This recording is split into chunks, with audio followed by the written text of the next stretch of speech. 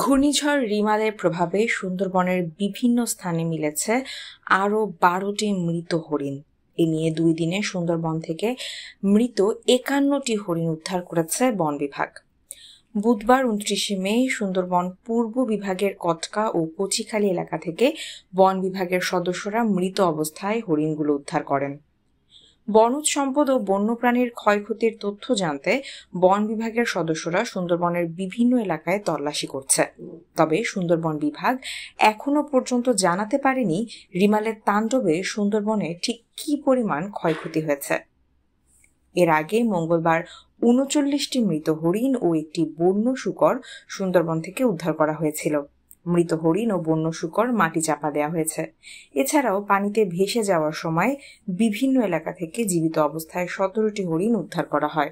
প্রধান বন সংরক্ষক আমির হোসাইন চৌধুরী বলেছেন, রিমালের তাণ্ডবে সুন্দরবনে ব্যাপক ক্ষয়ক্ষতি হয়েছে।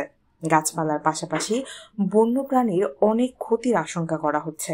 জলোচ্ছ্বাসে সুন্দরবনে বাঘ ও হরিণ সহ বিভিন্ন বন্যপ্রাণী আবাসস্থল হারিয়ে ফেলে একটি সংকটাপন্ন অবস্থার মুখোমুখি হয়েছে।